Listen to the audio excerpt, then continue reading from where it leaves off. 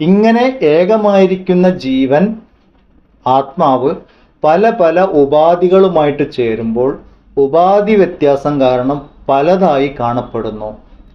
ഈ പലതായി കാണപ്പെടുന്നത് അജ്ഞാനം. അതുകൊണ്ട് പല പല ജീവന്മാർ ഇല്ല എന്ന് തന്നെ നമ്മൾ മനസ്സിലാക്കണം. ഉപാധി ഭേദം എന്ന് പറഞ്ഞാൽ ഏത് ഇൻസ്ട്രുമെന്റുമായിട്ടാണോ ചേരുന്നത് അതുമായിട്ട് ചേരുമ്പോൾ അത് പലതായിട്ട് കാണുന്നു. നമ്മുടെ സ്വന്തം ശരീരത്തിലും അങ്ങനെ തന്നെയാണ്. വിശ്വൻ, തൈജസൻ, പ്രാജ്ഞൻ എന്ന് പറയും. ജാഗ്രത അവസ്ഥയിൽ നമ്മൾ വിശ്വൻ എന്ന തലത്തിലാണ്, സ്ഥൂല ശരീരവുമായിട്ടാണ് ബന്ധം. സ്വപ്നാവസ്ഥയിൽ തൈജസനാണ് നമ്മൾ, സ്വപ്ന ശരീരവുമായിട്ടാണ് ബന്ധം. സുഷുപ്തി അവസ്ഥയിൽ പ്രാജ്ഞനാണ്. സ്ഥൂലമായിരിക്കുന്ന ഈ സമയത്ത് നമ്മൾ സ്ഥൂല ശരീരം, സൂക്ഷ്മ ശരീരം, കാരണ ശരീരം, ഇത് മൂന്നും നമ്മൾ ഓർമ്മിച്ച് വെക്കണം. ജാഗ്രത, സ്വപ്ന, സുഷുപ്തി, സ്ഥൂല ശരീരം, സൂക്ഷ്മ ശരീരം, കാരണ ശരീരം. സ്ഥൂല ശരീരം അന്നമയ കോശം, പ്രാണമയ കോശവും മനോമയ കോശവും വിജ്ഞാനമയ കോശവും കൂടി ചേരുമ്പോൾ സൂക്ഷ്മ ശരീരം. ഇത് രണ്ടും കൂടി വേർപെടുന്ന സമയം, അന്നമയ കോശം പൂർണ്ണമായിട്ട് വേർപെടുന്ന സമയത്തിന് നമ്മൾ മരണം എന്ന് പറയും. നമ്മളുടെ കാഴ്ചയിലുള്ള മരണം എന്ന അനുഭവമാണ്. യഥാർത്ഥത്തിൽ എന്താ സംഭവിച്ചത്? ജാഗ്രത അവസ്ഥയിൽ അതിനെ നമ്മൾ കാണുന്നു, അത്രേ സംഭവിച്ചുള്ളൂ. പക്ഷെ സ്വപ്നാവസ്ഥയിൽ അതുണ്ടാവാം. മരിച്ച പോലെ എത്ര പ്രാവശ്യം നമ്മൾ സ്വപ്നം കാണുന്നുണ്ട്, അവരോട് സംസാരിക്കാറുണ്ട്. ഇത് മനസ്സിലാക്കി കഴിഞ്ഞാൽ നമുക്ക് ജനിമൃതികൾ എന്ന ഈ പ്രശ്നത്തിന്റെ ഉത്തരം കിട്ടും. അറിവിന്റെ തലത്തിൽ ജനനമോ മരണമോ ഉണ്ടായിട്ടില്ല. ഭഗവാൻ പറഞ്ഞു, ന ജായതേ മ്രിയതേ വാ കഥാചിത് ന്യായം ഭൂത്ത ഭവിതാവാൻ ഭൂയ. ഭഗവാൻ പറഞ്ഞു, അർജുന, അറിവിന്റെ തലത്തിൽ നോക്കുമ്പോൾ ജന്മമരണങ്ങളൊന്നും ഉണ്ടായിട്ടില്ല എന്ന് പറഞ്ഞു. പക്ഷെ നിന്റെ തലത്തിൽ, അജ്ഞാനിയുടെ തലത്തിൽ നോക്കുമ്പോൾ, ഈ തത്വങ്ങൾ അറിയാത്തവരുടെ തലത്തിൽ നിന്ന് നോക്കുമ്പോൾ ജാതസ്യ ധ്രുവോർ മൃത്യു ധ്രുവം ജന്മമൃതസ്യ, ജനിച്ചിട്ടുണ്ടോ മരിക്കും, മരിച്ചിട്ടുണ്ടോ ജനിക്കും. ഇതന്നെ ഈ കയറിയിറങ്ങൽ ഉണ്ടായിക്കൊണ്ടിരിക്കും. സംസാരാനുഭവം തുടർച്ചയായിട്ട് വന്നുകൊണ്ടിരിക്കും. അറിവില്ലെങ്കിൽ, അറിവുണ്ടെങ്കിൽ സംസാരത്തിൽ നമ്മൾ മുക്തി നേടും. കാരണം ഈ സംസാരത്തിന് കാരണം വിജ്ഞാനമയ ശരീരമാണ്, വിജ്ഞാനമയ ദേഹം. 4ാമത്തെ സ്റ്റേജ് ഒരു ഭയങ്കര സ്റ്റേജാണ് ഈ ഒരു അറിവിൻ്റെ.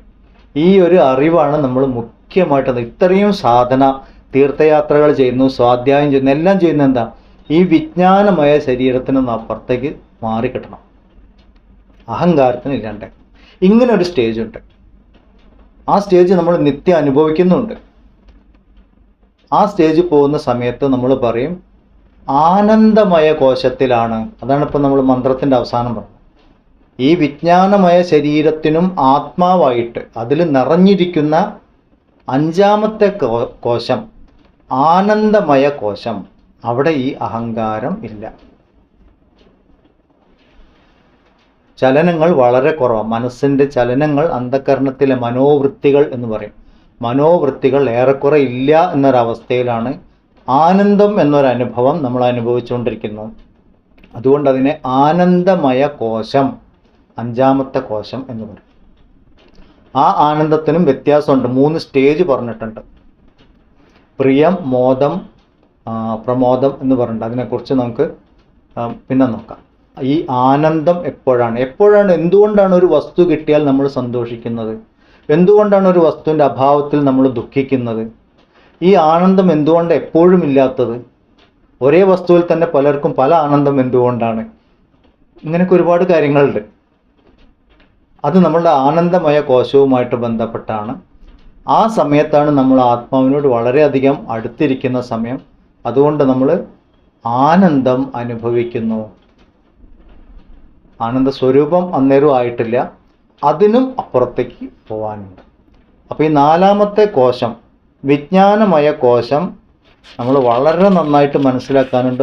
ഇത് മനനം ചെയ്ത് നമുക്കതിൽ ദൃഢത കിട്ടിക്കഴിഞ്ഞാൽ ജീവിതത്തിനെ കുറിച്ച് നമ്മൾ പേടിക്കുകയില്ല. കാരണം നമ്മൾ ഓരോ സ്റ്റേജായിട്ട് നമ്മൾ ഇതിനെ ഓവർകം ചെയ്തിട്ട് പോവുകയാണ്. ആനന്ദമയ കോശം എന്താണ് എന്ന് നോക്കാം. ആനന്ദമയ കോശം നമ്മൾ അനുഭവിക്കുന്നത് നല്ല ഉറക്കത്തിലാണ്, ഡീപ്പ് സ്ലീപ്പ്, സുഷുപ്തി അവസ്ഥ. ആ സമയത്ത് നമ്മൾ കാരണ ശരീരത്തിലാവും എന്ന് പറയും. ഇപ്പം സ്ഥൂല ശരീരം എന്താണെന്നറിയാം, സൂക്ഷ്മ ശരീരം എന്താണെന്നറിയാം.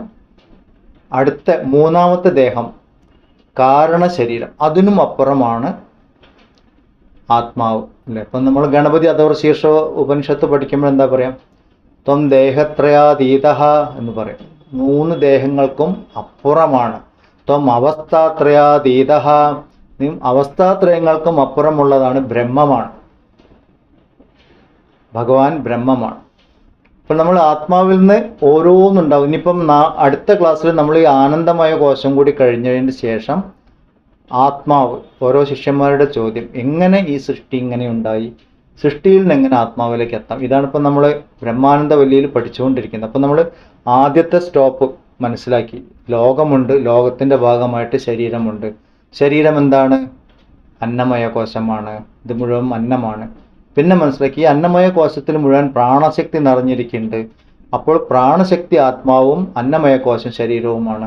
പിന്നെ പ്രാണശക്തിയെക്കുറിച്ച് മനസ്സിലാക്കാൻ നോക്കി. അപ്പോഴാണ് മനസ്സിലായത് പ്രാണമയ കോശത്തിന് ആത്മാവായിട്ട് മനസ്സുണ്ട്, മനോമയ കോശമുണ്ട്. മനോമയ കോശം ആത്മാവാണ്, പ്രാണമയ കോശം ശരീരമാണ്. അപ്പോൾ ആദ്യം ആത്മാവാണ് എന്ന് പറഞ്ഞത് ശരീരമായി. മനോമയ കോശം ആത്മാവ്, പ്രാണമയ കോശ ശരീരം. ഇനി മനോമയ കോശം ആത്മാവാണോ? അല്ല, മനോമയ കോശം ശരീരമാണ്. കാരണം അതിൽ മുഴുവൻ നിറഞ്ഞിരിക്കുന്ന വിജ്ഞാനമയ കോശമുണ്ട്.